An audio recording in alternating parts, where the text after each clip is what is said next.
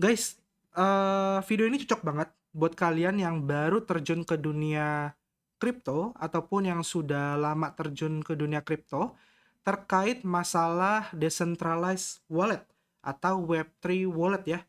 Jadi di sini gue akan sharing pengalaman gue, apa yang gue dapatkan, pelajaran gue selama ini atas kerugian yang sudah gue lalui ya terkait masalah decentralized wallet.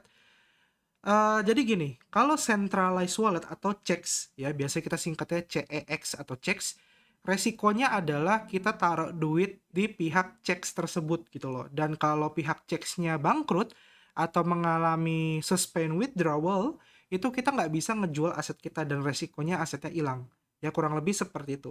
Sedangkan kalau decentralized wallet, itu juga punya resiko, bukan berarti tidak ada resiko ya. Jadi semuanya pasti ada resiko.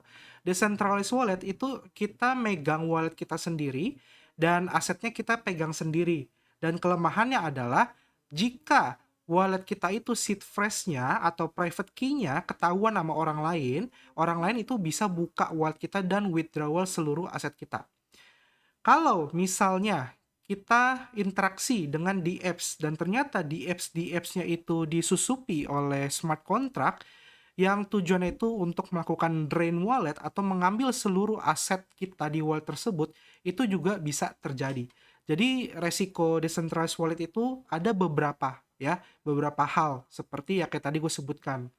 Nah, jadi di sini gue ada nge-tweet di tanggal 20 Januari 2024 ya, berisi tweetnya seperti ini. Kemarin, tepatnya tanggal 18 Januari 2024, gue pribadi itu terkena wallet drain di jaringan Solana mainnet ya. Dan hari ini dapat kabar katanya banyak juga teman-teman lain yang kena kasus serupa. Tidak ada interaksi di apps dan seed phrase bocor, tapi seluruh aset dicuri. Apakah ada yang serupa? Nah, gue pengen nanya nih, kira-kira yang teman-teman yang baca tweet gue ini pernah ngalamin nggak gitu kan? Dan ya terima kasih banyak beberapa komentar, ada yang beri semangat, ada juga yang malah menyudutkan gitu ya. Gue agak bingung sih kenapa orang tuh senang dengan penderitaan orang, tapi ya udah gue cuekin aja. Di sini ilmu yang gue dapatkan akan gue share, pengalaman yang gue dapatkan akan gue share. Gue tidak akan share nominalnya berapa karena itu bukan urusan kalian, gue yakin ya. Kalian juga tidak akan eh, butuh juga informasi berapa duit yang gue hilang dari wallet drain tersebut. Tapi gue akan jelasin dulu kronologinya ya. Jadi gini, di laptop gue dulu pernah kena drain dulu ya. Dulu gue pernah drain di EVM ya, di MetaMask, di jaringan Binance Smart Chain, Phantom, dan seluruh EVM-EVM lainnya. Itu di tahun 2022 awal gitu ya.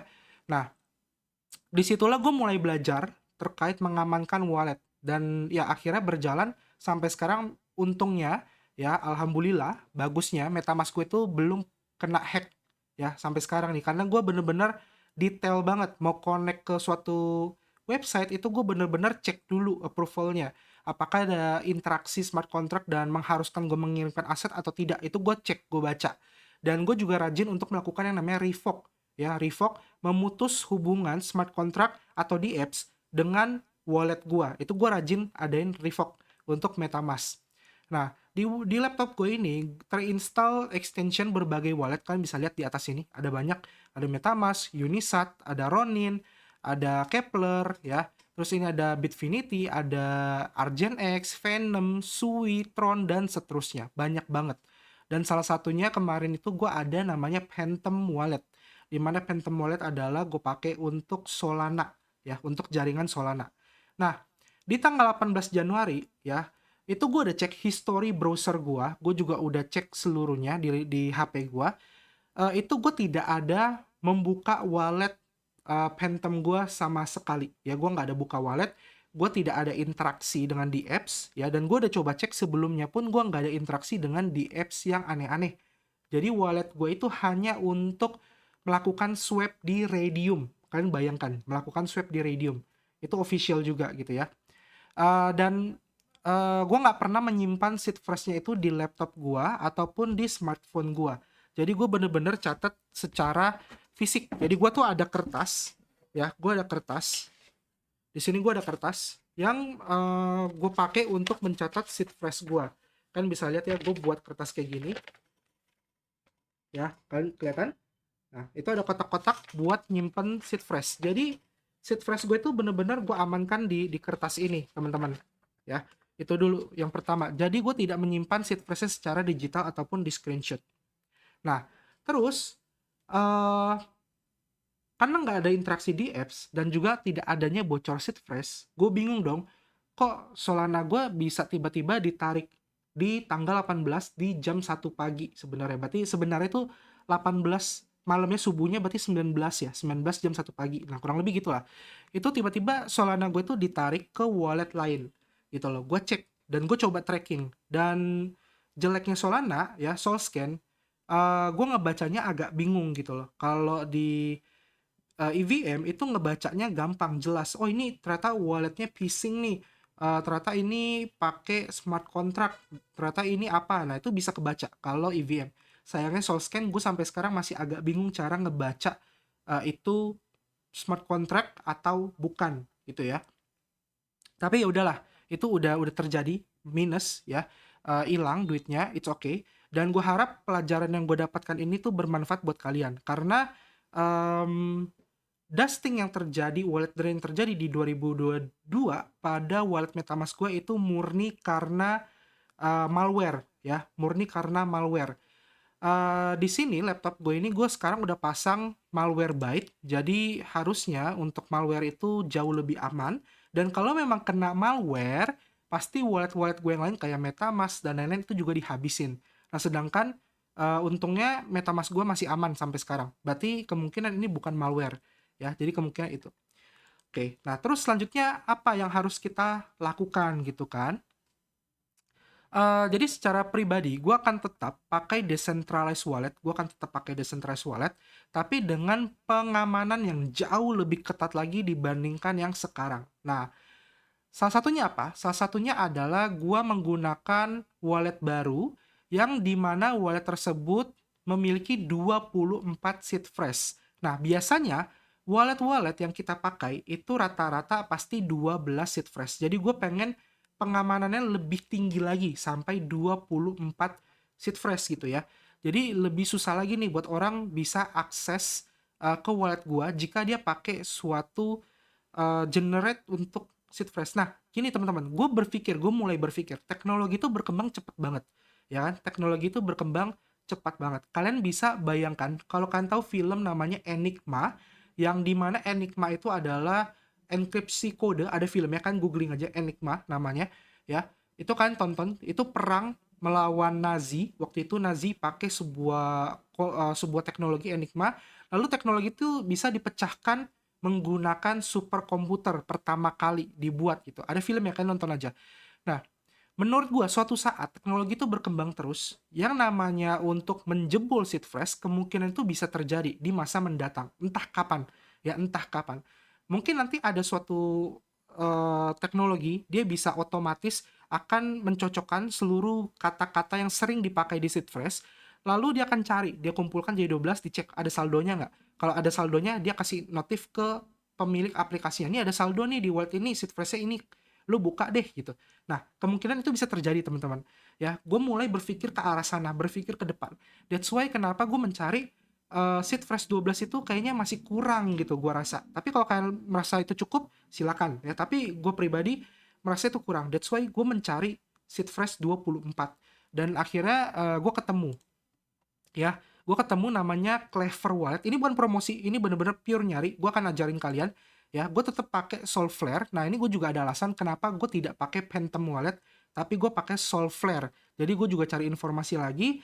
Solflare ini untuk Solana Wallet punya fitur yang tidak ada di Phantom Wallet. Nah, nanti gue akan kasih lihat apa ya. Jadi pertama gue akan pakai Clever Wallet dulu. Nah, Clever Wallet ini itu tidak ada extension di browser. Dia adanya Google Play sama App Store. Jadi dia mobile apps ya kan, bisa lihat ya, Google Play dan App Store. Ini gue nggak tahu nih, ini Huawei ya, ini untuk Huawei gitu. Jadi dia tidak ada di extension. Nah, otomatis pertama teman-teman silakan di smartphone-nya itu download Clever Wallet ya, download Clever Wallet. Lalu nantinya kalian akan muncul tampilan seperti ini kalau kalian sudah download. Sebentar. Nah, ini ya. Jadi gue udah download Clever Wallet-nya dan gue sudah buka. Ketika kalian buka, kalian I have a read, saya telah membaca, menyetujui, lalu lanjutkan. Terus di sini akan diminta untuk bikin dompet. Nah, kita bikin dompet baru gitu ya. Oh ya, sekedar tips buat teman-teman yang pengen garap airdrop ya, pisahkan walletnya ya, pisahkan walletnya, wallet utama. Jadi wallet utama ini yang benar-benar khusus untuk nyimpen aset-aset untuk investasi jangka panjang. Jadi kalian cuma interaksinya sama DEX untuk melakukan swap. Ya contohnya kayak PancakeSwap, Uniswap, ya kayak gitu. Ini khusus untuk swap-swap jual beli aset token. Oke? Lalu kalian ada satu wallet yang khusus untuk nyimpan aset-aset yang kalian beli di CEX. Nah, kan kalau di DEX itu mungkin kalian pengen beli micin atau meme jangka panjang tapi tidak ada di exchange manapun. Jadi kalian siapin satu wallet yang khusus untuk nyimpan aset yang ada di CEX. Kalau kalian pengen nyimpennya di wallet tersebut, tidak pengen taruh di CEX misalnya. Kalian beli Shiba di Binance, terus kan nggak mau nyimpen di Binance karena takut Binance ntar bisa tutup.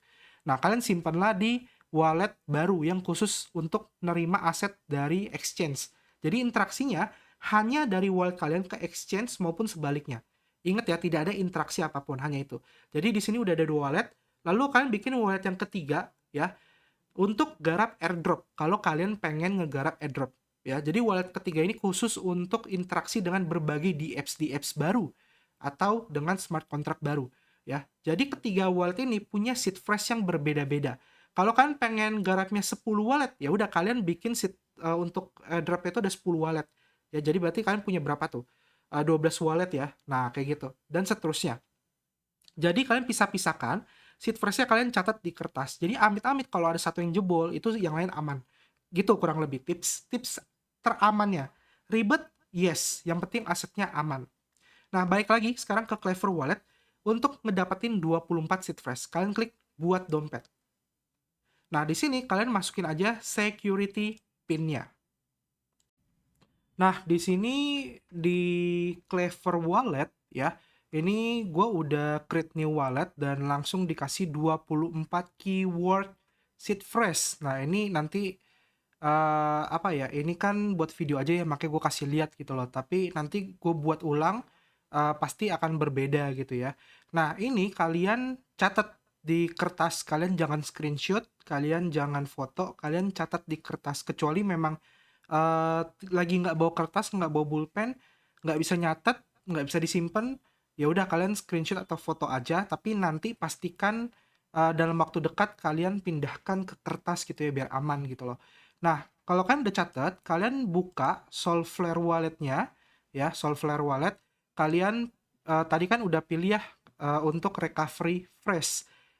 Standarnya kan 12, kalian pilih yang 24, lalu kalian masukkan kata-kata yang sama dengan Clever Wallet tadi. Kalau udah kalian klik continue. Nah, lalu kalian masukkan password untuk wallet kalian.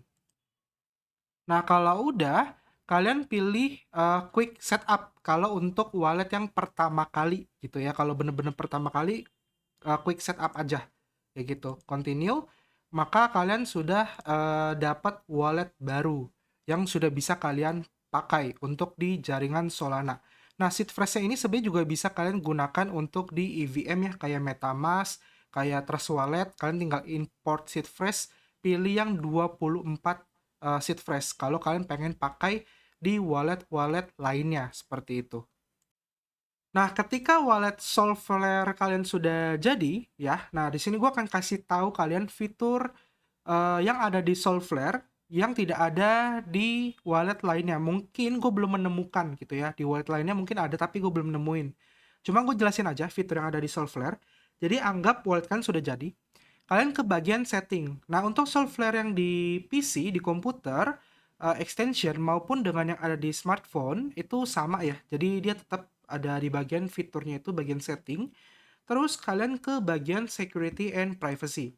Nah, di sini kalian bisa lihat ada 3 fitur yang menurut gua bagus, yaitu pertama manage app ya, di mana manage app ini kita bisa melihat wallet kita pernah connect ke aplikasi apa aja, kayak gitu.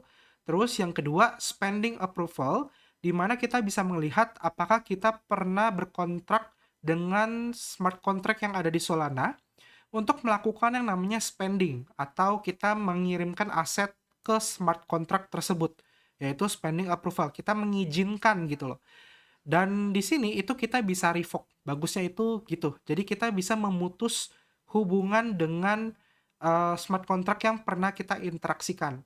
Dan yang terakhir adalah Signet Message Log. Nah, ini kita bisa melihat aplikasi yang pernah kita tanda tangani atau setujui untuk berhubungan dengan di apps-nya. Ya, jadi kurang lebih itu 3 fiturnya. Contoh misalnya kalau gua ke Radium, nah ini gue juga tips tambahan. Biasanya kalau kita mau buka DeFi, kan kita takut ya kita kena website phishing atau palsu gitu loh. Karena domainnya itu berubah satu angka aja bisa beda gitu kan. Nah, gue biasanya kalau ragu ya, itu gue dari CoinMarketCap. Jadi gue dari CoinMarketCap, misalnya gue mau pakai Radium. Nah, gue cari token Ray. Dapat dong kayak gini Radium, terus baru klik website. Nah, dari websitenya baru klik launch app. Jadi ini harusnya itu aman, ya harusnya aman karena kita interaksinya langsung official. Nah, linknya kan bisa cek radium.io/swap. Nah, ini misalnya gue connect wallet ke Solflare, ya. Nah, terus nanti kan dia akan connecting tuh, butuh di wallet kita itu butuh yang namanya ngelihat address wallet kita. Jadi si Radiumnya itu butuh untuk ngelihat wallet address plus menyarankan kita untuk melakukan yang transaksi. Kenapa itu dibutuhkan? Karena logikanya gini, eee, Radium itu tempat jual beli atau tukar aset, gitu kan. Terus kita punya wallet, kita punya dompet.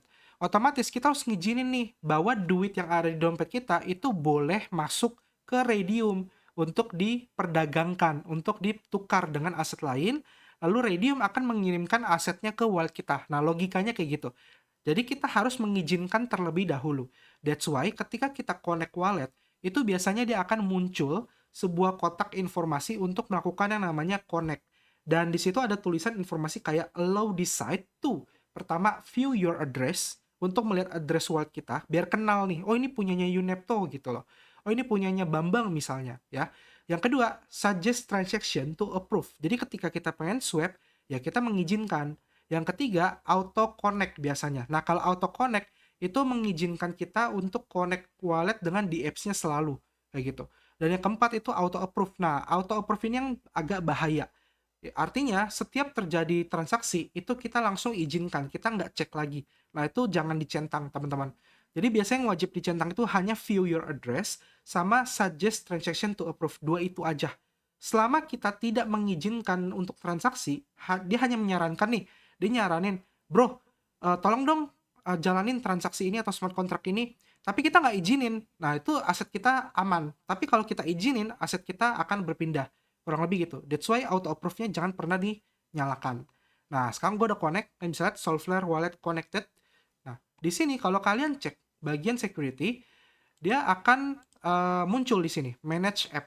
Nah, ini langsung muncul nih ya. Jadi tadinya kosong harusnya.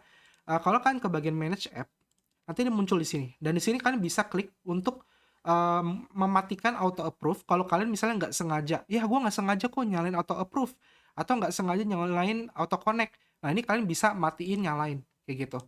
Ya, ini bisa kalian matiin nyalain. Jadi ini fitur keunggulannya ya. Terus misalnya kalian ada nge-swap gitu ya. Nah, ini karena gua wallet baru belum isi, jadi gua nggak bisa tunjukin. Misalnya kan punya 10 Solana, pengen beli micin apa atau token apa gitu. Nah, terus kalian klik di sini. Pertama kali itu kalian pasti approve dulu. Nah, nantinya approval-nya akan masuk di bagian sini, spending approval. Nanti dia akan muncul di sini. Ya, sama di bagian site message log. Jadi, nantinya ketika kalian merasa wah mencurigakan atau tiba-tiba ada berita Radium kena hack, kita harus segera revoke biar wallet kita tidak di resiko dicuri asetnya. Nah, kalian ke bagian spending approval dan second message, terus kalian matikan atau putuskan hubungannya. Ya, jadi tipsnya kayak gitu untuk memakai Solflare. Nah, terus tips terakhirnya apa? tips tambahannya, mungkin gue bisa menyarankan kalian kalau punya aset yang lumayan atau lebih banyak, kalian bisa tambahkan amanin dengan pakai yang namanya hard wallet, ya. Hard wallet itu kayak gimana? Hard wallet itu, jujur kalau hard wallet itu bentuknya beda-beda ya. Di sini gue ada OneKey, ya. Ini gue dulu pernah review OneKey, tapi gue pakai OneKey ini tuh untuk MetaMask gue, bukan untuk Solana gue. Itu gobloknya gue gitu, makanya Solananya jebol gitu ya. Gue pakai ini untuk MetaMask gue nih, OneKey. Nah, belinya di mana? Kalau kalian beli di official store, itu memang jauh lebih aman ya kalau di official store di masing-masing produk. Karena hard wallet itu kan banyak merek. Tapi kelemahannya, pertama lama, bisa berbulan-bulan karena shipping, ngirimnya dari luar negeri. Yang kedua, itu kena bea cukai. Jadi bisa biayanya itu lebih besar gitu loh. Nah, gue ada rekomendasi ya, namanya adalah encrypt.co.id. Ya, linknya ada di deskripsi. Kalian klik link yang di deskripsi aja biar nggak kena phishing wallet. Jadi Encrypt ini tuh ngejual berbagai hard wallet dan ini resmi 100% dari masing-masing perusahaannya. Jadi mereka ini udah PT dan mereka udah kerja sama. Gue dulu pernah kontak salah satunya itu OneKey, ke tim OneKey yang di luar negeri. Gue tanya, lu beneran nggak udah kerja sama dengan Encrypt? Dia bilang bener. Jadi kalau mau beli yang di Indonesia kalian bisa beli pakai website ini Encrypt.